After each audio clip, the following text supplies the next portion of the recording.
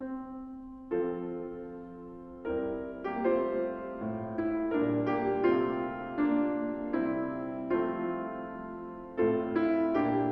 의식하든지 의식하지 못하든지 간에 우리는 영적인 전쟁 가운데 있습니다. 그러니까 이제 그 영적인 전쟁은 진리의 전쟁이에요. 무엇이 참이냐라는 거죠. 근데 그 진리의 전쟁은 결국 세계관의 전쟁으로 나타납니다. 그러니까 어떤 세계관을 갖고 있든지 간에 사람들은 동일한 그 질문에 대한 답을 이렇게 나름 가지고 있어요. 그러니까 어떻게 보면 우리가 누구냐라는 거죠. 우리가 어디서 왔느냐라는 것. 그런데 왜 이런 세상에 문제가 있느냐? 우리의 문제는 어떻게 된 건가? 우리의 고난과 딜레마는 어떻게 해결할 것인가? 그 답은 무엇인가? 우리의 인생의 문제를 해결할 수 있는 답이 무엇인가? 사실 좀 더 단순하면 창조, 타락, 구속의 답을 갖고 있는 거예요. 이 세상이 어디서 왔는가? 무엇인가? 왜 이 세상에 문제가 있는가? 타락의 문제를 다루고 있죠. 그럼 거기에 대한 해결책은 뭔가? 이제 구원의 문제를 다루고 있는 거죠. 그러니까 이러한 문제들을 이렇게 다루는 그 세계관들을 다양한 세계관들이 있지만 결국 그 문제는 핵심이죠. 근데 문제는 어떤 거냐면 어떤 세계관이 정당한 거냐라는 거죠. 불교적 세계관, 유교적 세계관 또는 공산주의적 세계관 뭐 등등의 수많은 세계관들이 있는데 그런 세계관들에서 제시하고 있는 이제 인류의 기원이나 또 인류의 어떤 딜레마나 그리고 어떤 구원의 문제를 어떻게 다루고 있느냐라고 하는 것이 이렇게 어떤 것이 정당하고 현실과 부합하느냐라고 하는 것이 진정한 진리인지 그렇지 않은지를 드러내는 그런 것이죠. 미국의 그 커피 브랜드 제일 유명한 게 뭐죠? 스타벅스. 스타벅스의 주가가 아마 삼성전자하고 비슷할 거래요. 그러니까 그 커피만 팔아가지고 어떻게 그렇게 뭐 삼성전자까지 비교하면 안 될까? 아마 하여튼 뭐 국내 뭐 2, 3위 기업하고 거의 비슷할 정도로 커피 기업인데 스타벅스의 그 로고에 있는 여자가 누군지 아세요? 사이렌이에요. 마녀예요, 마녀. 그래서 스타벅스 가자고 하면 안 가요, 저는. 왜 마녀의 집에 가냐? 비싸기도 하고, 왜 커피값이 그렇게 바깥보다 더 비싸서 난 이해가 안 되는데 글쎄 저는 커피 맛을 몰라서 그런데 어쨌든 그 사이렌은 우리가 전에도 봤지만 그 오디세이라고 하는 그 책에 나오는 그 항해하는 사람들을 밤에 아름다운 노래와 한상을 보여줘 가지고 자기에게 오게 해서 다 이렇게 잡아먹는 마녀거든요. 스타벅스가 그 마녀를 자기의 로고로 삼았다라고 하는 것이 뭘 의미하는지 한번 생각해 볼 필요가 있는 대목이에요. 그런데 현대의 사이렌들, 수많은 사이렌들이 있어요. 그건 어떤 것일까요? 돈이 많아야 된다. 인생은 즐겨야 된다. 세상에 더 많은 자원을 갖는 것이 사람의 행복을 보장하는 거다. 더 많이 즐기고 더 많은 여행을 가고 이렇게 하는 것이 진정으로 사람을 행복하게 만들어 줄 거다라고 하는 일들이 계속해서 울려 퍼지는 사이렌의 소리인데 그 사이렌의 소리들이 사실은 상업적인 광고와 결합하면서 굉장히 임팩트 있게 우리에게 다가오는 거예요. 그러니까 예를 들어서 이번에 가령 그랬는지는 모르겠지만 그랬을 가능성도 있고 과거에 그랬다고 해요. 그러니까 이번에 무슨 허리케인 어마가 훑고 지나갔으면 그거를 가지고 하늘을 바라보면서 구원을 찾는데 AIG 보험회사가 있다. 너를 구원해 줄 거다. 네. 그죠? 뭐 등등의 수많은 그죠? 이런 것들이 광고와 심리학이 만나게 된 게 그 20세기 초예요. 그 초기에 광고를 이렇게 광고를 하나의 어떤 그 상업적인 기업 영역으로 만든 사람들이 대부분 그리스도인들입니다. 목사의 아들들이 많이 들어 있었어요. 1920년, 30년대. 그러고 나서 사실은 미국에 이제 경제 공황이 왔는데 어쨌든 그런 그 소비를 촉진시키는데 그 사람들은 뭘 생각했겠어요? 교회에서 갖고 있는 영적인 사람들의 갈망, 구원에 대한 갈망. 그러니까 문제와 어떤 그 현재의 영적인 갈망을 예수님 안에서 해결해야 된다고 하는 그런 영적인 어떤 그 뭐랄까요? 그 패턴을 육적으로 적용한 거죠. 쉽게 말하면. 사람의 문제, 갈증의 해결, 그걸 통해서 구원을 만드는 거예요. 그래서 이제 수많은 그런 그 광고들이 인간을 구원할 수 있는 길처럼 보여주죠. 그래서 그러한 광고들은 결국 뭘 보여주는 거냐면, 그러니까 인간의 갈망을 어떻게 보면 계속해서 부추기고, 그래서 그 갈망을 소비를 통해서 그 상품을 삼으로써 구원을 얻을 수 있다라고 하는 메시지를 계속 던지고 있어요. 현대판 사이렌이에요. 그래서 미국의 30대 그 대통령을 했던 칼빈 쿨러지라는 사람은 광고는 근본적으로 영적인 갈망을 표현한다라고 표현했어요. 광고가. 그래서 이제 요새는 뭐 광고하고 심리학, 그래서 뭐 그러니까 그 사람들의 어떤 그런 갈망을 추려내 가지고 하나의 임팩트 있는 단어로 딱 만드는 거, 그죠? 예, 그렇게 해가지고 사람들에게 머릿속에 각인시키는 것들을 하나의, 그래서 요새는 뭐 촉망받는 직업, 돈 많이 버는 직업 중에 하나가 뭐예요? 카피라이터예요. 어떻게 한마디로 딱 해가지고 인간의 그런 갈망과 그 욕구 충족을 해줄 수 있는 말을 만들어낼 것인가? 그러니까 계속해서 사람들은 자신의 어떤 삶에 문제가 있음을 알고 있기 때문에, 느끼고 있기 때문에, 어느 누구도 그걸 부인할 수 없기 때문에 그러한 문제들을 해결할 수 있는 방식의 것들을 갈망하고 있는 거죠. 그래서 현대 소비주의는 뭔가를 소비하면서 그 구원을 얻을 수 있다라고 계속해서 가르쳐주고 있는 겁니다. 그래서 이 소비하는 것을 통해서 자신의 그 영적인 갈망, 또 실제 어떤 삶의 갈망, 또 행복하고 만족해지라라고 하는 이 소비주의적인 종교는 사실은 바닷물과 같아서 아무리 많이 먹어도 족함이 없어요. 더 마셔야 돼요. 더 갈증만 더 나는 거예요. 옷을 사는데 버는 걸 다 써. 그러니까 한 달에 200만 원을 벌고 300만 원을 벌면 다 옷 사는 데 쓰는데 그래도 부족해서 카드로 긁어. 그러다가 나중에는 이제 훔쳐. 계속 그래. 먹는 것도 마찬가지고. 그러니까 뭐든지 소비하는 것을 통해서 사람들은 만족을 얻고 구원을 얻을 거라고 생각하지만 그로 인하여서 사실은 사이렌의 소리를 듣고 따라가서 멸망하는 것처럼 결국은 멸망의 길로 가고 있는 거죠. 자, 그 정도면은 우리는 세상에 그냥 비판하는 것으로 세상 그렇게 가면 안 되겠구나라고 생각할지 모르지만 교회가 동일한 소비자 중심의 소비주의적인 광고를 하고 있어요. 그래서 교회가 사람들이 원하는 갈망을 채워주는데 정말 인간의 진정한 문제인 죄의 문제를 터치하고 그 죄에서 구원받도록 사람들을 이끌어가는 것이 아니라 현실적인 문제를 살짝 건드리고 죄에 대해서도 조금씩 얘기하지만 근본적으로는 현재의 힘을 더 많이 소유하게 되면 구원을 얻을 거다. 구원 얻은 증거는 세상에 힘과 자원을 더 많이 얻는 거다라는 식으로 사람들을 현혹시키고 있죠. 사이렌의 소리가 교회의 강단에서도 울려 퍼지고 있습니다. 내 영혼을 팔아서라도 소유를 더 많이 얻어라. 내 가족을 버려서라도 성공해야 된다. 돈을 더 벌기 위해서 애들은 다 어린이집이나 공립학교에 다 맡겨라. 다 국가에서 해주는데 왜 집에서 그 애들 키우고 있느냐? 생산력이 아깝지 않느냐? 대학까지 졸업했는데 당신의 경력이 캐리어가 아깝지 않느냐라고 하면서 계속해서 소리가 들리고 있는 거죠. 이러한 사이렌의 소리는 사실은 다양한 형태로 모든 시대에 사람들을 이렇게 미혹하는 그런 소리입니다. 사실 유대인들이 바울을 이렇게 고발하고 이렇게 막았던 이유 중에 하나도 사실 따지고 보면 그런 거예요.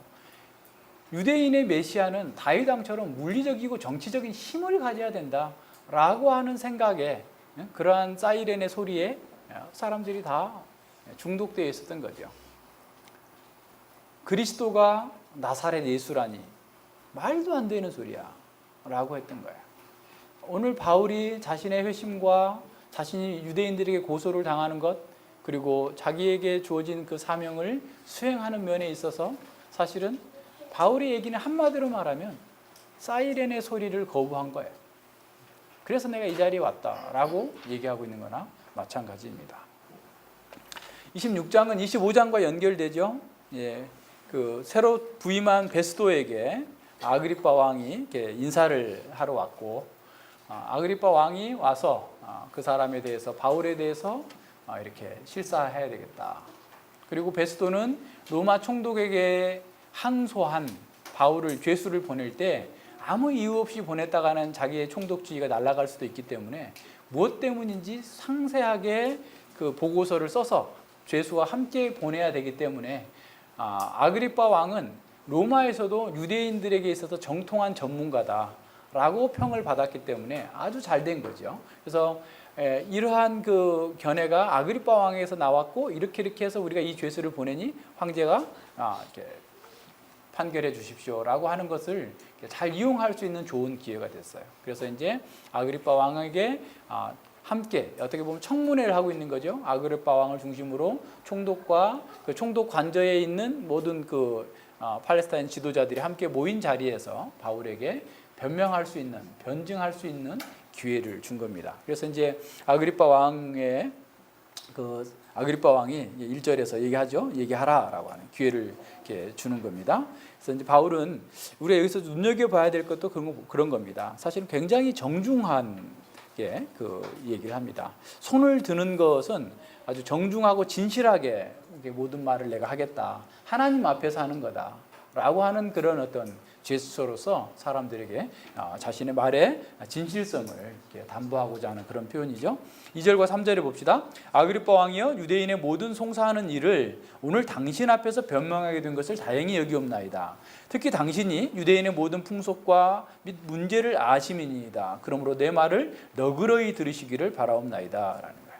그러니까 이 바울의 태도를 우리 잘 생각해 봐야 됩니다. 그러니까 정말 마땅히 공경할 자를 공경하라 라고 하는 그 말씀에 따라서 이방의 또 뭐 유대인이긴 하지만 또 뭐 이렇게 믿지 않는 그런 왕에게도 최대한 경의를 표하면서 자신의 말을 이렇게 전달하고 있는 그런 것들을 보게 되는 거죠. 그러니까 말은 그 사람의 인격을 외연화하는 거예요. 그래서 우리가 말을 가볍게 하는 사람은 이렇게 그 믿기 어려운 사람이, 가벼운 사람이다라고 생각하지 않을 수 없는 거죠. 그래서 늘 말을 신중하게 하고 또 이렇게 적합하게 하고 또 태도도 아주 신중하게 잘 해야 됩니다. 그래서 바울은 그 유대인들의 풍속과 또 유대인들의 어떤 그 소망을 잘 알고 있는 아그리파 당신 앞에서 내가 이렇게 변명할 수 있는 기회를 갖게 된 것을 참으로 다행으로 여긴다라고 하면서 얘기를 하죠. 근데 이제 그 너그러이 들어주시기를 바란다라고 했는데, 어떻게 보면 내가 좀 말을 길게 하더라도 좀 참고 들어주십시오 라고 하는 얘기죠. 그러니까 22장인가요? 24장에서 보면 그 더둘로라고 하는 유대인 변호사는 내가 당신 괴롭게 하지 않으려고 짧게 얘기하겠습니다 라고 그 표현을 했는데, 바울은 내가 좀 말이 길더라도 너그러이, 아마 오전에 시작했으면 10시에 시작했으면 한 2-3시간은 하지 않았을까 싶어요. 그래서 쭉 여기는 좀 요약해서 간략하게 기록했기 때문에 그러는데 쭉 그 내용들을 성경을 풀어가면서 아주 그 능수능란하게 복음을 전했던 것으로 보입니다. 사실 바울이 이 자리에 서기까지 지금 2년 동안이나 가이사라의 감옥에 지금 있었기 때문에 복음을 뭐 담대하게 밖에 나가서 증거할 수 있는 기회도 별로 없었겠죠.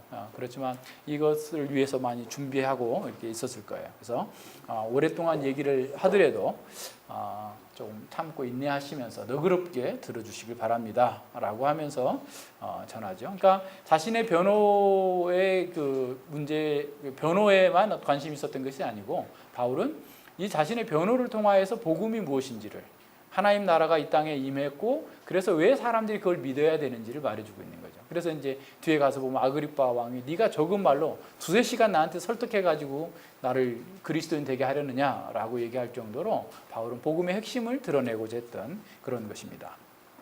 4절과 11절에서는 바울은 자신이 가지고 있었던 그런 신념에 따라서 행동했었다라는 거죠. 자기는 어려서부터 철저한 유대인으로 교육을 받았고, 바리새파, 유대인 중에서 가장 엄격한 훈련을 받았던 바리새파의 사람으로서 엄격하게 살아왔고, 그 사실을 사람들이 다 알고 있다. 예루살렘의 누구도 다 알고 있다라고 얘기할 수 있겠죠. 물론 뭐 쿰남 공동체의 사람들이 보면 바리새파도 저것들도 세속화됐다라고 얘기할 수 있을지 모르겠지만, 유대 일반적인 상황에서는 바리새파가 가장 어떻게 보면 엄한 그 교훈을 받고 또 바르게 하려고 했던 그런 사람들 가운데 있었기 때문에 그런 거죠.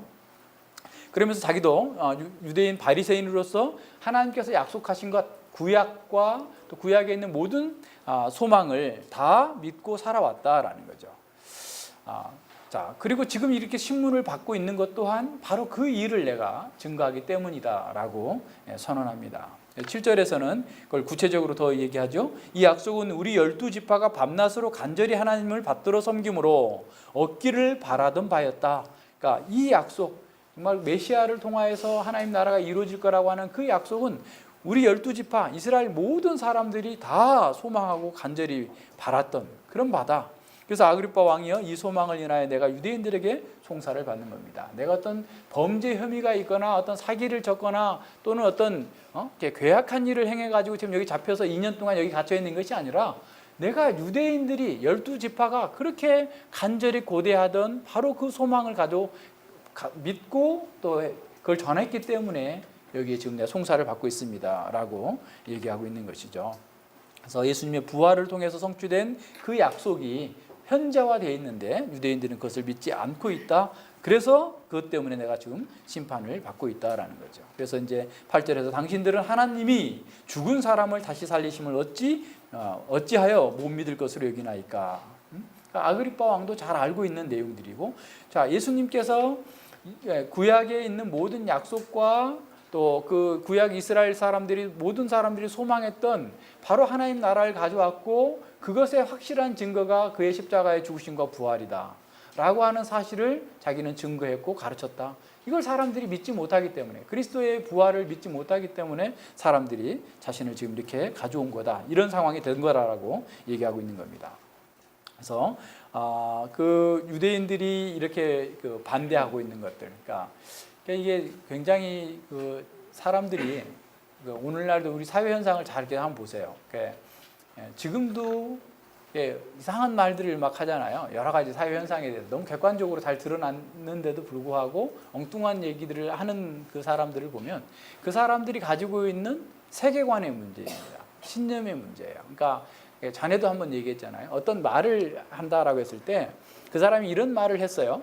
그런데 그 말의 문제가 아니라 그 말로 표현된 그 사람 안에 있는 세계관의 문제인 거예요. 그러니까 근데 우리는 그걸 볼 수 있어야 돼요. 그 못 보면 사람들은 그냥 못 봐요. 그게 말의 문제라고 생각하는 거예요.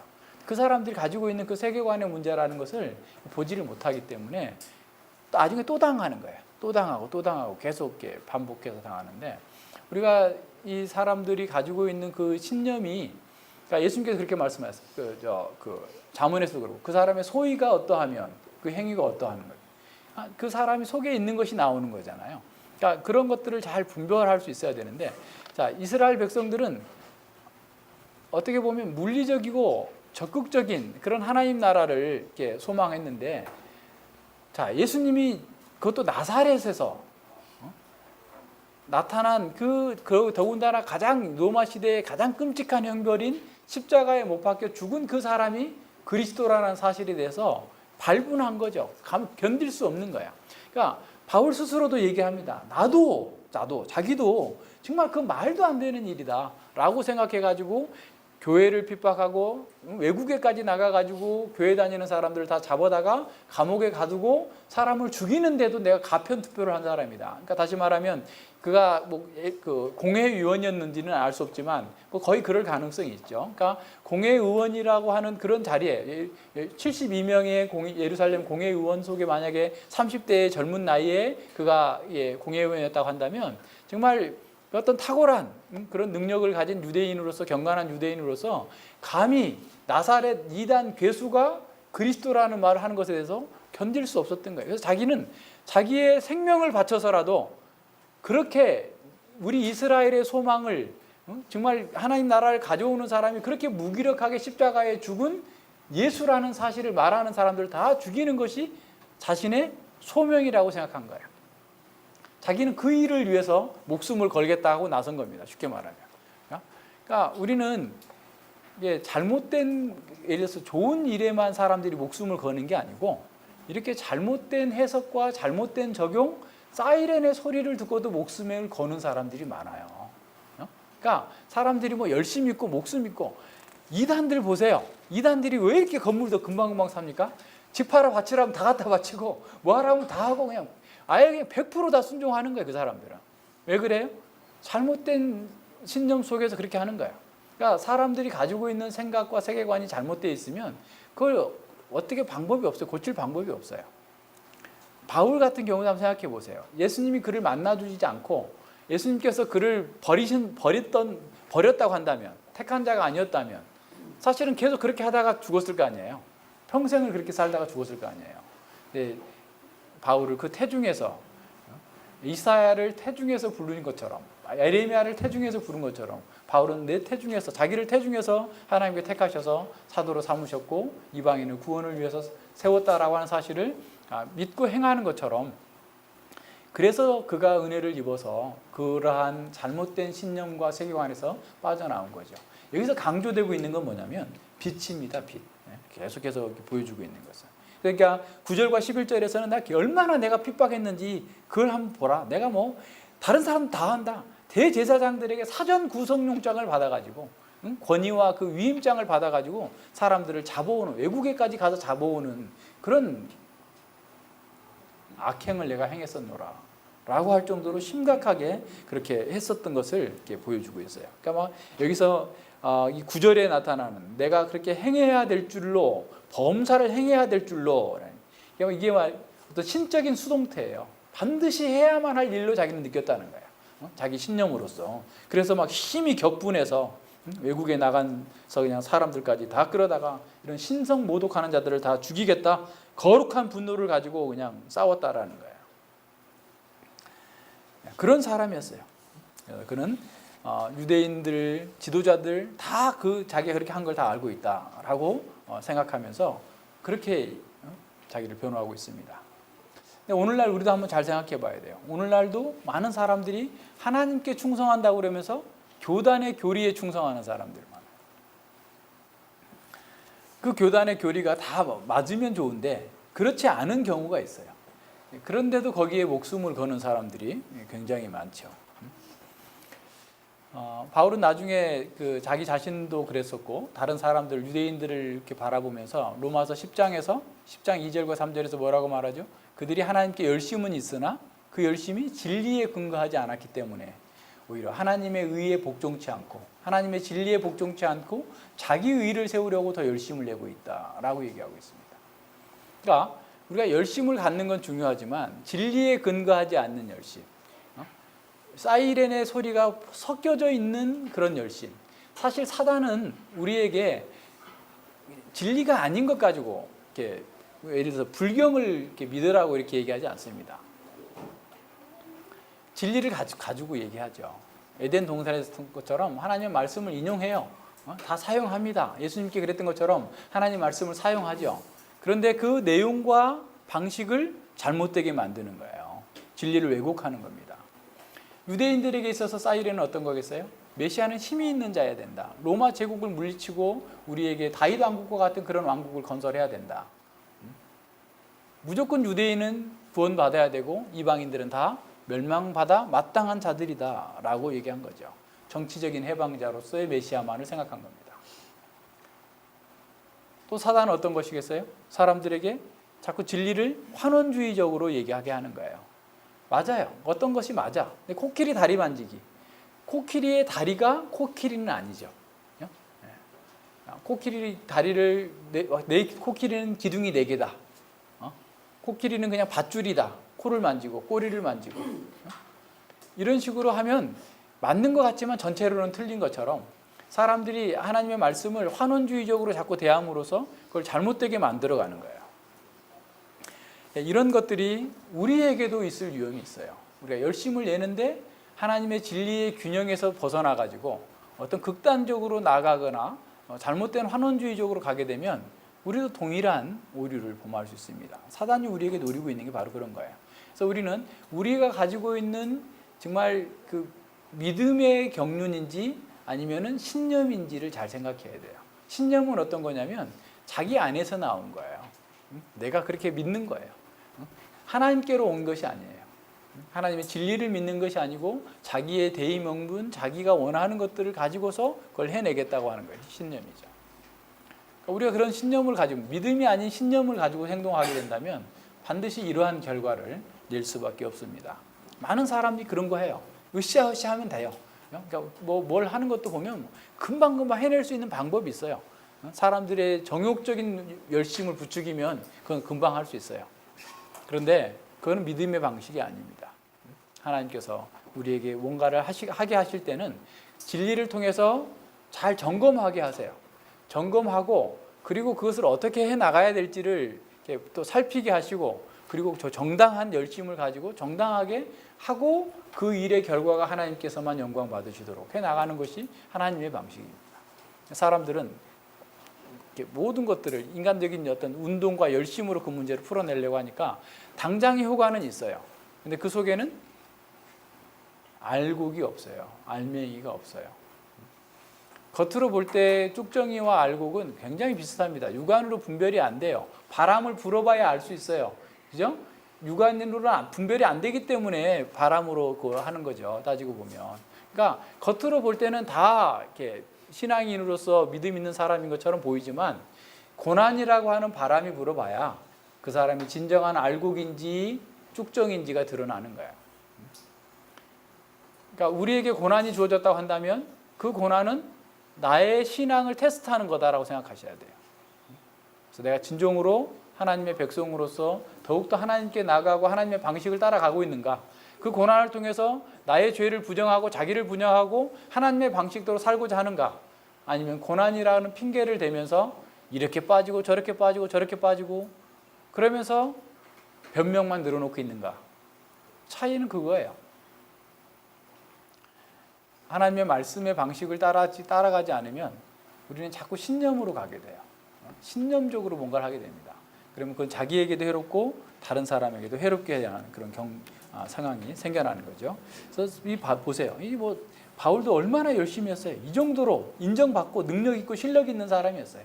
그런데 그가 진리를 잘못 이해하고 잘못 적용함으로써 이와 같은 일을 하고 있었다라는 겁니다. 12절과 18절에서는 바울의 회심 사건을 이렇게 기술하고 있는데요. 바울의 회심 사건은 사도행전에 3번 나타나요. 그 정도로 중요하다는 겁니다. 예수님의 십자가 사건을 복음서에서 다 한 번씩만 기록했어요. 근데 바울의 회심 사건을 3번씩이나 기록했다라는 것은 그것이 얼마나 중요한가를 보여줍니다.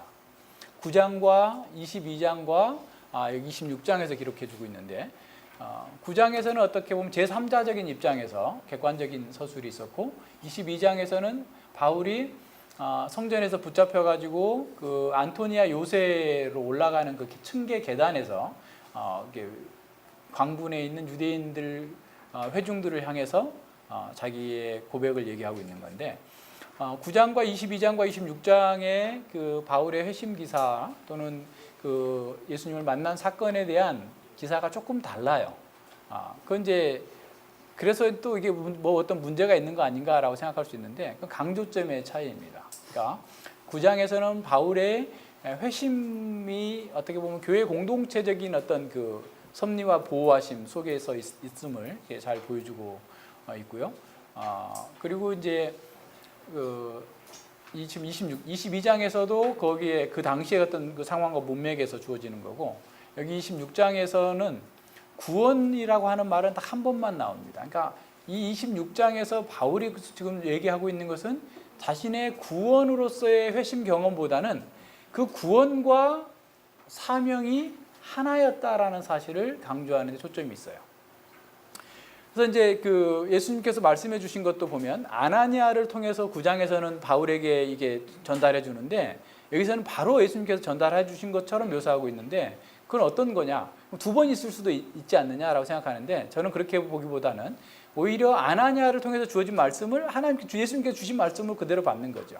그러니까 아나니아에게 주신 말씀 또한 예수님께서 주신 것이기 때문에 그것을 이렇게 뭐 굳이 밝히지 않았다 할지라도 그렇게 표현할 수 있는 거예요. 그래서 이제 그리고 더군다나 이제 이 사도행전을 기록하고 있는 누가의 입장에서는 앞에서 이미 언급된 부분은 생략하고 바울이 그 얘기를 또 했다 할지라도 거기에서 변론의 현장에서 얘기했다 할지라도 그걸 생략하고 여기에서 강조하고 있는 부분들, 바울이 지금 이 문맥에서 강조하고 있는 것들만을 기록했을 수 있는 거죠. 그러니까 그런 부분들에 대해서는 전혀 어떤 오해나 그런 적이 없다라는 사실을 이렇게 보여줍니다.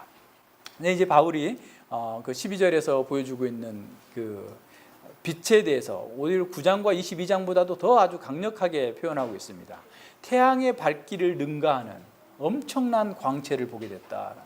그래서 그 광채를 본 바울의 일행이 그 빛으로 인해서 그냥 모두 땅에 엎드려지고 말았다라는 거야. 그냥 훅 땅이 꺼져 버리는 것처럼 그 빛을 보자마자 사람들이 확 주저앉아 버리고 엎드려질 수밖에 없는 정도의 그런 느낌을 갖게 된 거죠.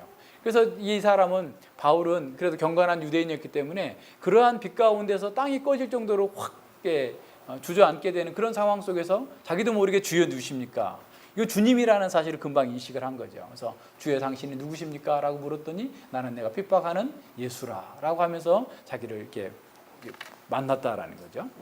그래서 이제 여기서도 예수님께서 말씀해 주시는 것 중에 예수님과 교회를 동일시하고 있다라는 거예요.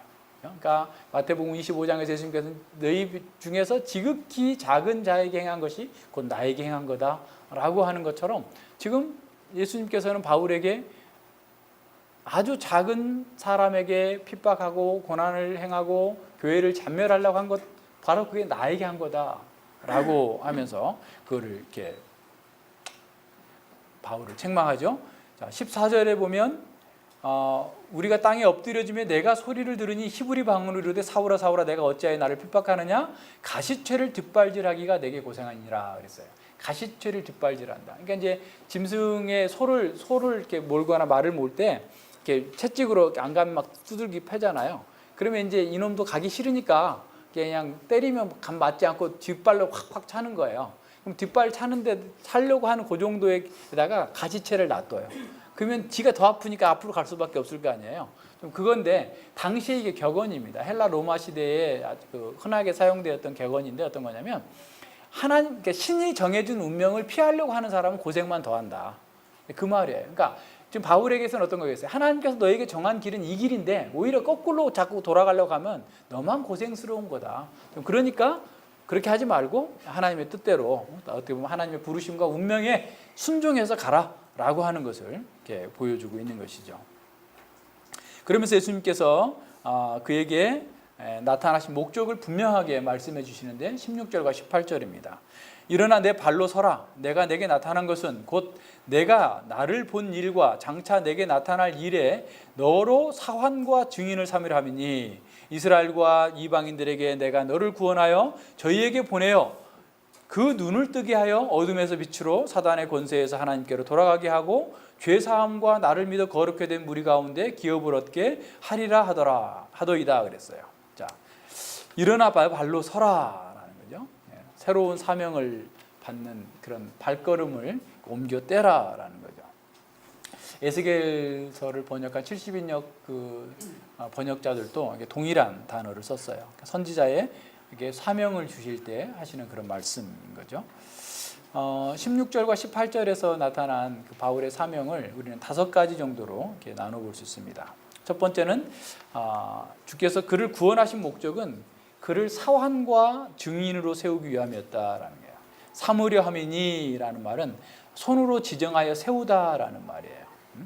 여기서 사도행전에서 이 단어가 프로케이리마조이라는 그런 뜻인데 헬라어인데 4번 사용됐는데 예수님께 1번 사용되고 바울에게 또 이렇게 3번 사용되고, 그러니까 예수님께서 세우셨다, 하나님께서 예수님을 세우셨다, 주와 그리스도로 세우셨다라고 하는 3장 20절에 베드로의 설교에서 한번 나오고, 그다음 21장 14절에 나왔고 26장 16절에서 세웠다라는, 손으로 지정해서 세웠다라는 거죠. 그러니까 하나님께서 예수님을 메시아로 친히 세우신 것처럼 바울을 예수님께서 사도로서, 이방인의 사도로 친히 지정하여 세우셨다라는 겁니다. 근데 이방인의 사도는 곧 예수님의 사환과 증인이었다라는 거죠. 그러니까 증인과 사환은 주님의 뜻을 따라서 주님의 부활을 경험했고 주님의 뜻을 따라서 일하는 사역자다라는 의미죠. 첫 번째예요. 너는 이제 옛날 방식대로 유대교에 충성하는 것이 아니라 자기 신념에 충성하는 것이 아니라 주님의 뜻을 따라서 주님께서 원하시는 증인과 사환으로 삶을 살라라고 하는 게 첫 번째 사명. 두 번째는 바울에게 이미 본 것과 앞으로 보게 될 것들을 이렇게 보여주는, 내가 나를 본 일과 장차 내게 나타날 일. 그러니까 바울은 이미 지금 예수님을 다메섹 도상에서 만났었고, 그리고 그 이후에도 꾸준히 예수님께서 환상 가운데서 만나시고 성령께서 그에게 말씀을 깨닫게 해주심으로써 하나님의 말씀을 따라서 증인과 사환으로서 일할 수 있도록 만들어 주시는 거죠. 그래서 계속해서 그는 교회를 세우는 선지자와 사도로서 에베소서 2장 20절에서 말씀하고 있는 것처럼 신약 교회를 세우는 중요한 모퉁이돌을 놓는, 그러니까 예수님의 터 위에 교회를 세우는 역할을 감당하는 사도로서의 부르심을 얘기하고 있는 겁니다. 그래서 예수님을 만나고 나서 구약의 진정한 의미가 깨달아지게 된 거죠. 그동안에는 다 외우고 있었지만 그 의미를 몰랐었는데 바르게 깨닫고, 또 주님의 계시를 통하여서 장차 주님 오실 때 어떤 일이 있을 것까지 전체를 알고서 사도로서 교회의 굳건한 교리의 토대를 놓는 사역을 감당한 것이죠. 두 번째입니다. 세 번째는 바울을 통해서 이스라엘 백성과 이방인을 구원해 주실 것이죠. 그러니까 그동안에 이게 그들의 이방인과 유대인들을 구원하는데 그 일로 인해서 바울은 수많은 고난을 받게 돼 있어요. 그래서 그러한 이방인의 위험, 유대인의 위험 속에서 너를 지켜주시리라라고 말씀해주고 있는 거죠. 그러니까 다메섹 도상에서 회심한 이후 지금 한 28년여 동안 지나면서 수많은 어려움들을 겪어왔지만 그 어려움 속에서도 주님께서 그를 함께 구원해 주셨다라는 거예요. 여기서도 보면 바울의 소명 속에 이미 그의 고난이 내포되어 있어요. 그러니까 하나님께서 우리를 부르시면 탄탄대로 번성의 길로 갈 거라고 생각하면 어떻게 보면 순진한 생각이에요. 하나님의 부르심은 그 속에 고난이 담겨 있어요. 이런 분들을 잘 생각해야 됩니다. 오늘날 교회에서 고난이 없는 복음, 영광만이 선포되고 있는 그런 일들이 너무나 많고, 마치 복음이 자신의 세속적인 욕망을 충족시켜주는 하나의 수단과 방법인 것처럼 소리가 들려지고 있어요. 예수님의 소리가 아닙니다. 사이렌의 소리예요. 잘 생각해 봐야 되죠. 네 번째로 바울의 사명은 사람들의 눈을 뜨게 하는 그런 일입니다. 장님의 눈을 뜨게 해서 예수님께서 어떤 사역을 하실지를 보여주셨던, 메시아 시대가 도래했음을 보여주셨던 것처럼 이제 바울은 예수님의 복음을 증거함으로써 눈을 뜨게 하는 사역을 하는 거예요. 영적인 흑암 속에서 갇혀서 사단의 세력에게, 어둠의 권세에게 평생에 종살이 하면서 앞뒤 분간하지 못하는 사람들에게 빛을 전해서 말씀을 깨닫도록, 그래서 예수님께 나와서 정말 생명의 빛 가운데서 살아갈 수 있도록 만들어주는 일에 바울은 부르심을 받은 거예요. 바울 사역의 핵심이 이겁니다. 그러니까 자기 사랑에 눈먼 자들, 세상에 현혹된 사람들, 사단과 사이렌에 만들어내는 그런 환상에, 환영에 눈먼 자들에게 진리를 전해서 인간의 실상과 현세의 삶과 장차 올 삶에 대해서 눈을 뜨게 해서 돌이키게 하는 것이 바울의 사역입니다. 다섯 번째로 바울은 이방인과 유대인들이 예수님을 믿어서 죄사함을 받고 거룩한 무리들 가운데에서 영원한 기업을 얻게 하는 것이 그의 사명이에요. 거룩한 무리들이 어디입니까? 교회에서. 그러니까 구원받아서 눈을 떴다고 그러면 교회에 있어야 되는 거예요. 교회 가운데에서, 거룩한 공동체 가운데에서 교회적 삶을 살아가는 것을 통해서 기업을 누리게 하는 거예요. 그러니까 교회와 분리된 사람은 영원한 기업을 받을 가능성이 희박합니다. 교회 안에서 교회적 사명을 누리면서 살아가는 거예요. 그것이 바울의 사명입니다. 근데 오늘날 이게 너무 이렇게 강조되지 않고 있어요. 교회가 공동체성을 잃어버렸어요. 다 자기만을 위해서 살고 자기만을 위해서 다니는 이런 그 교회 다니는 사람 전체 뭐 너무나 편만한 상황입니다. 교회 아를 아무리 강조해도 교회 아로서의 삶이 없다면 그게 무슨 의미가 있겠어요? 그 삶 속에서 기업을 누리는 거예요. 거룩해 된 무리. 자, 우리가 거룩해 된 무리라면 그 거룩해 된 무리 속에 포함되는 것이 기업을 누리는 거예요. 그러니까 이거를 어떻게 설명할 수 있겠어요? 예를 들어서 대한민국 사람에게 주어지는 여권을 받아서 전 세계에 가서 여행을 하고 한국 정부의 도움과 보호를 받으려면 한국 국적을 취득하고 한국 정부에서 외교부에서 발행한 여권을 가지고 있어야 되겠죠. 근데 그게 없이 한국 정부에서 주는 혜택을 받겠다. 해외든 국내든 그걸 요구하는 것은 말이 안 되는 것처럼 하나님 나라의 복은 이 거룩해 된 무리 가운데에서 속해서 그 속에서 세금도 내고 가령 뭐 우리나라로 얘기하자면 그러니까 세금도 내고 거기에 관련된 의무와 뭐 국민의 4대 의무 있잖아요. 그런 의무와 책임을 다할 때 어떤 면에서 그러한 시민으로서의 권리를 보장받을 수 있는 것처럼 교회에 와서 교회로서의 지체로서의 자기에게 주어진 역할을 충실히 함으로써 하나님 나라의 백성들에게 주어지는 복을 누리도록 되어 있다라는 거예요. 근데 그런 부분들을 우리가 간과하면서 하나님 나라의 복을 누리겠다고 하는 것은 그 문제인 거예요. 잘못되어 있는 겁니다. 자, 예수님께서 바울을 만나 주시고 구원하신 그 목적 그 자체는 우리에게도 동일하게 적용됩니다. 바울에게 주어진 사명, 우리에게 주어진 사명이에요. 우리가 하나님께서 정해주신 인생의 목적을 따라 살지 않는다면 우리 역시 가시체를 뒷발질하는 것처럼 고통을 겪게 될 거예요. 죽으나 사나 우리는 하나님의 백성으로서 하나님 나라의 사명을 따라서 살도록 창세전에 우리를 택하셨어요. 근데 이 길을 벗어나면 스스로 자기가 고통스럽게 하는 거예요. 자기를 고통스럽게 하는 거예요. 하나님께서 한 게 아니라 다른 사람이 한 게 자기 스스로 그렇게 하는 겁니다. 따라서 우리는 하나님의 창조의 목적과 구속의 목적에 합당하게 행할 때만 진정한 만족과 기쁨과 행복이 있다는 사실을 알고 그에 따라서 행해야 됩니다. 오늘날 교회 강단에서마저 하나님의 뜻이 아니라 자기 뜻을 이루라는, 하나님의 영광이 아니라 자기 영광을 추구하라고 하는 사이렌의 그런 소리와 환영들이 가득 채우고 있는 것을 보게 됩니다. 그럴 때 이 시대, 이런 시대 가운데에서 누가 일어나 내 발로 서라고 하는 주님의 부르심을 듣고 나설 수 있겠습니까? 자기 만족과 욕망을 추구하는 그런 소비가 구원을 준다라고 하는 그런 현대판 바알 종교가 가득한 이 어둠의 시대 가운데에서 누가 주님의 증인과 사환으로 일어나서 빛을 발할 수 있겠습니까? 누가 사단에 사로잡힌 이 시대를 분별하고 순수하고 거룩한 빛을 들고 나아가서 이 복음을 전할 수 있겠습니까? 이런 것들을 잘 생각해 봐야 됩니다. 우리가 누구입니까? 이러한 사명들을 전하는 사람들은 그건 위대한 사도들만 하는 것이지, 그건 목사님이나 선교사들만 하는 것이지, 그거 어떻게 내가 합니까? 라고 여러분 생각하십니까? 그렇게 되면 안 됩니다. 여러분이 진정으로 구원을 받았다고 한다면 여러분은 사명도 함께 받았습니다.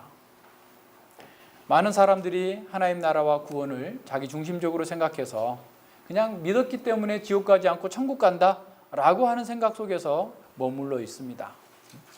어떤 타락한 목사는 이 땅에서 우리가 구원받은 것은 이 땅에서 잘 먹고 잘 살기 위함이고 저 천국 가서 더 잘 먹고 더 잘 살기 위함이다. 사람들이 막 아멘 아멘. 자기 욕망에 맞으니까 그게 뭐 대수예요. 그게 대수예요. 이게 주님의 소리입니까? 사이렌의 소리입니까? 수많은 사람들이 자기 정욕과 세속적인 욕망을 부추기는 교회와 설교자들에게 몰려가고 있습니다. 건전한 복음주의 교회라는 곳에서도 교회와 신자들의 사명에 대해서는 거의 말하지 않습니다. 단지 우리가 구원받았다, 우리가 천국 간다 라고 하는 것을 반복하면서 어린아이와 같은 상태에 머물게 합니다. 그러나 사명의 각성이 없는 그런 신자와 교회는 아무리 숫자가 많아도 주님의 증인과 사환으로서 아무 일도 해내지 못합니다. 오히려 주님의 영광을 훼손하면서 자기들이 정말 무엇을 하고 있는지도 모르는 거죠. 엊그제 어떤 교회 설교를 한번 들어봤어요. 한 30분 정도 설교를 하시는데 좀 참담하다라는 느낌이 들더라고요. 불교 용어를 줄줄줄 외워요. 그 외우느라고 고생했을 것 같아요. 그 사람이 평소에 불교하고 친하지도 않을 거 아니에요. 목사가 친하겠어요? 자기가 뭐 모태신앙이고 어려서부터 새벽기도 주일성수 빠지지 않고 했다고 이렇게 자랑하던데 유교에 대해서도 막 줄줄줄 외워요. 그런데 문제는 뭐냐면 성경에서 말하는 의에 대해서를 설명을 하는데 얼버무리고 넘어가더라고요. 하나님께서 기뻐하시는 의에 대해서 설명을 사람들이 명확하게 알아듣지 못하도록 얼버무리고 넘어가요. 그러면서 자기 얘기도 하고 뭐 왔다 갔다 다 뭐 동서양을 왔다 갔다 하고 뭐 별걸 다 얘기하는데 결국은 어떤 거냐면 미국에서 제일 잘 먹고 잘 산 사람 가문을 뭐냐 찾아봤더니 우리 잘 아는 네파토리 있잖아요. 조나단 에드워드의 가문이더라.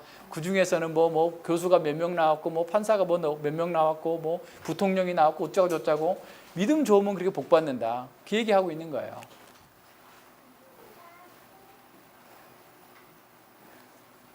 그러니까 사람들이 분별을 못하니까 거의 다 아멘이죠. 사람들은 다 거기서 아멘하고 있어요. 왜 그러겠어요? 자신의 코드하고 맞기 때문에 그렇습니다. 우리가 그렇게 살면 정말 행복할까요? 한번 바꿔서 한번 생각해 봐요. 우리가 그 잘못됐다라고만 얘기하지 말고 정말 그분들이 하는 대로 하면 그분들이 가지고 있는 세계관이 정당한 겁니까? 만약에 그렇다면 예수님 믿는 우리가 세상의 모든 부는 다 가지고 있어야 될 거 아니에요. 그죠? 새벽기도 열심히 빠지지 않고 모태신앙이고 주일성수 잘한 사람이 모든 걸 다 가져야 되잖아요. 그분의 논리대로라면. 그러면서 그분이 한마디 덧붙이는데 자기가 이렇게 어려서부터 신앙생활을 잘했기 때문에 크게 사기꾼 되지 않고 여기까지 왔다고. 저는 그게 역설적으로 들리더라고요. 무슨 말인지 이해하시겠어요? 네, 사이렌의 소리입니다. 분별하지 못하면 소경이 소경을 인도하는 대로 따라갈 수밖에 없어요. 하나님의 말씀을 통해서 우리는 우리에게 주어진 사명을 감당할 때 복을 누리게 돼 있어요. 바울이 구원과 사명을 동시에 받은 것처럼 우리 역시 구원받았으면 곧 사명을 받았어요. 다만 차이가 있다면 바울은 구원받는 동시에 하나님께로부터 예수님께로부터 즉시 사명을 받았어요. 그래서 그렇게 일을 나갔어요. 가자마자 다메섹에 가서 복음을 전하고 훈련받고 또 전하고 계속했어요. 그러나 우리는 구원받았었고 사명도 받았지만 사명에 대한 각성이 늦어요.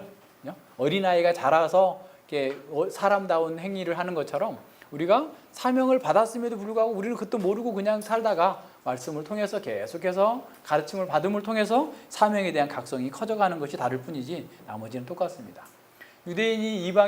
바울이 유대인과 이방인에게 파송을 받은 것처럼 우리도 우리 가족과 우리 이웃들에게 세상 사람들에게 파송을 받았어요. 바울이 어둠 가운데 있는 사람들을 눈을 뜨게 해서 빛 가운데로 인도하는 사명을 받은 것처럼 우리 역시 어둠 속에서 사이렌의 환영과 소리를 따라서 멸망으로 가는 사람들을 눈을 뜨게 해서 빛으로 인도해야 될 사명을 받은 사람입니다. 그러니까 내가 빛 가운데 있어야지. 태양보다 밝은 빛 가운데 있어야 다른 사람들의 어둠에 있는 것을 찾아내고 그 어둠에 있는 사람들을 이렇게 건져낼 수 있는 힘이 있는데 내가 아직도 어둠 가운데 있으면, 내가 아직도 흐릿하면, 내 시력이 안 좋으면, 영적인 시력이 떨어지면 그 사람들의 문제가 뭔지도 모르고 어떻게 그들을 도울 줄도 모르고 그냥 향방 없이 향하는 거죠. 우리가 밝아야 돼. 우리가 각성해야 돼요. 그러니까 우리의 사명이 각성하는 것만큼 우리의 영적인 시각도 더 밝아지고 깨끗해지고 더 강화되겠죠. 분별력이 더 좋아지겠죠. 그래야만 사람들을 사단의 권세 아래 있는 사람들을 하나님께로 돌아오게 하는 영적인 전쟁을 수행하는 강력한 군사로서의 삶을 살 수 있는 겁니다. 우리 역시 거룩해 된 무리, 교회의 공동체로 살면서 죄 사함을 받도록 사람들을 구원하고 양육하는 일을 부르심을 받았어요. 사실은 우리가 사람들에게 해줄 수 있는 가장, 우리 부모에게, 이제 추석이니까 곧 우리 부모들 만나고 가족들 만나고 친지들 만나지만 그들에게 해줄 수 있는 가장 큰 일이 어떤 거예요? 거룩해 된 무리 가운데 들어와서 기업을 얻게 하는 거예요. 그보다 더 큰 일이 없어요. 뭐 갈비 세트 안 사주고 뭐 용돈 몇백만 원 안 들여도 이 복음을 갖고 복음 안에 들어온 이 교회 공동체에 참여하게 하는 것이 진정한 효도지. 부모님 보면서 눈물 흘리고 짜고 하면서 뭐 안타까우면 뭐 합니까?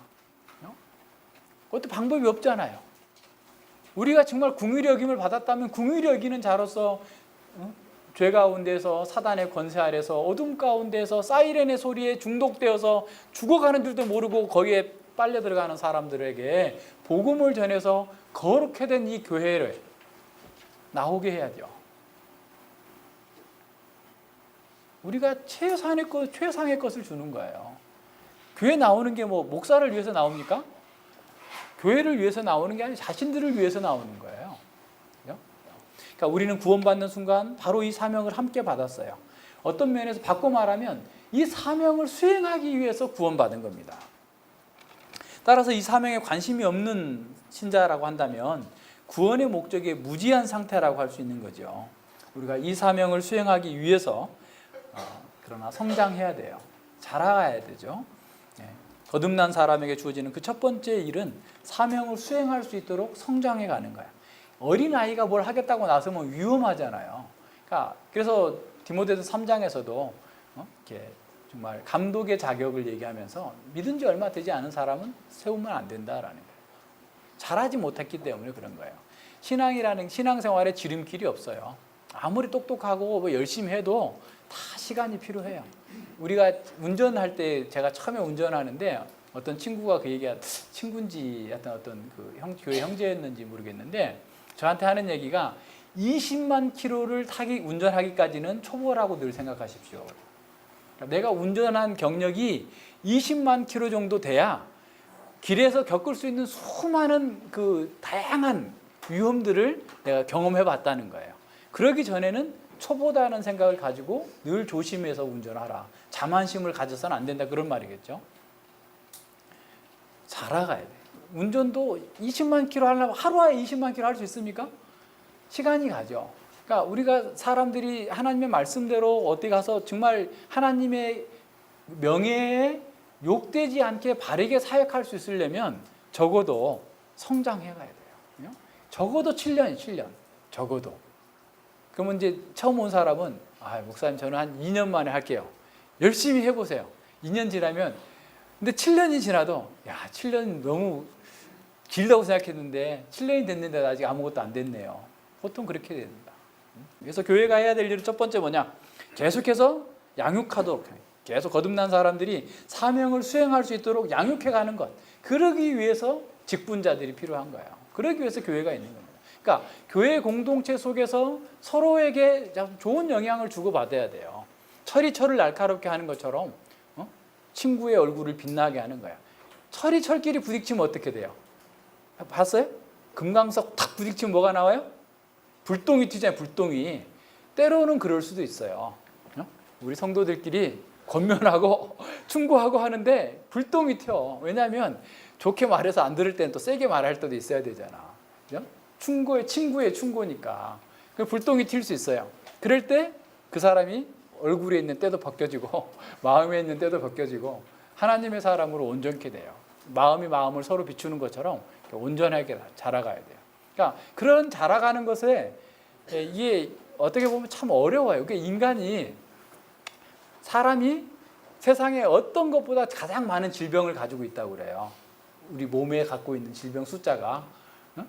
근데 영적으로는 우리 육신의 질병보다 한 서너 배는 더 많은 것 같아요. 다양해요. 증상도 다양하고 또 이게 살아온 또 과정도 다양하고 뭐 습관도 다양하고 뭐 엄청 다양하기 때문에 이게 쉽지 않은 그런 일들이에요. 그래서 정말 우리가 성령이 아니고서는, 진리가 아니고서는 하나 된다라고 하는 것은 불가능한 겁니다. 있을 수 없는 일이에요. 하나님께서 우리를 진리를 사용해서 성령 안에서 동일한 경험을 하게 하시고 동일하게 자기 부정을 하게 하시니까 하나됨이 가능한 거예요. 그러지 않으면 불가능해요.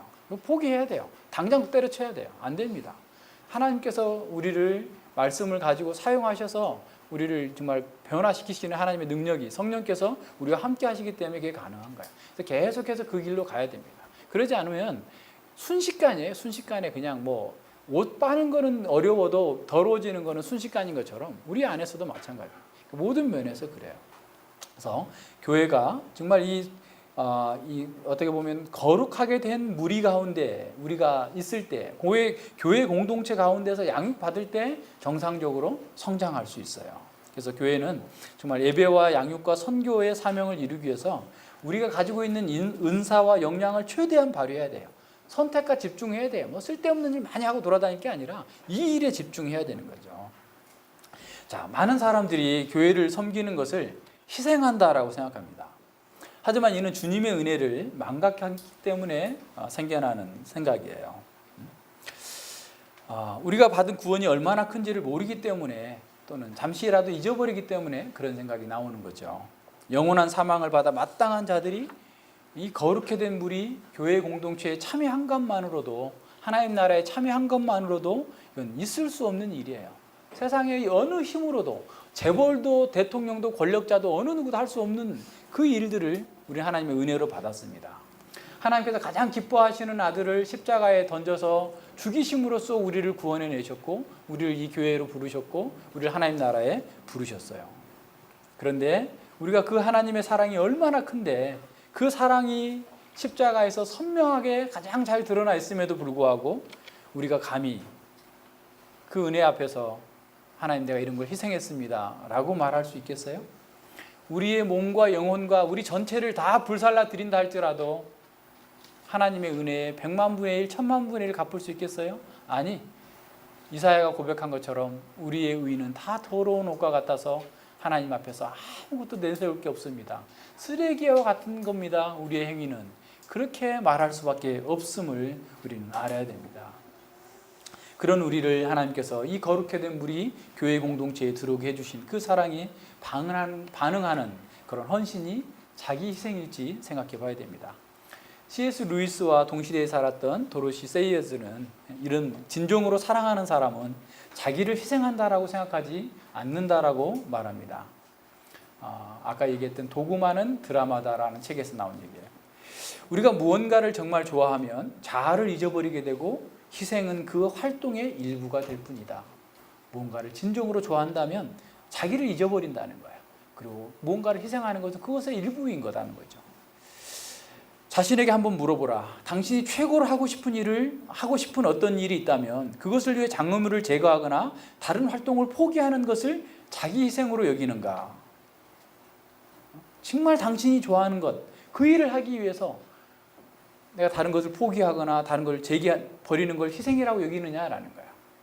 그렇게 생각하지 않을 것이다. 당신이 나는 이런저런 것을 희생해야 한다라고 의도적으로 말할 때에는 그 목적하는 바를 최고로 사랑하고 있지 않을 때다. 그런 경우는 당신이 의무를 다하고 있을 때인데 그것도 좋은 일이긴 하지만 사랑은 아니다. 하지만 당신의 의무가 사랑으로 변하는 순간 자기 희생은 당연시되고 세상이 그걸 뭐라 부르든지 당신은 더 이상 그렇게 부르지 않는다라는 거예요. 정말 그렇죠? 자기가 가장 좋아하는 일을 하는 사람은 그 일을 위해서 다른 것을 포기할 때 희생한다고 생각하지 않는 것이죠. 여러분이 정말 하나님을 사랑하십니까? 하나님께 무언가를 드리는 것이 자기 희생이라고 생각하고 있습니까? 우리도 우리에게 주어진 사명을 의무감으로 수행할 수도 있어요. 물론 의무를 성실히 이행하는 것도 좋은 일이지만 우리는 하나님을 사랑함으로 하나님께서 우리에게 주신 사명을 사랑해야 합니다. 그래야 바울처럼 어떤 고난과 핍박 속에서도 당당하게 주님의 영광을 선포할 수 있는 거죠. 저의 마지막 질문은 이것입니다. 정말 당신이 구원받았습니까? 당신이 사명을 받았다는 사실을 알고 있습니까?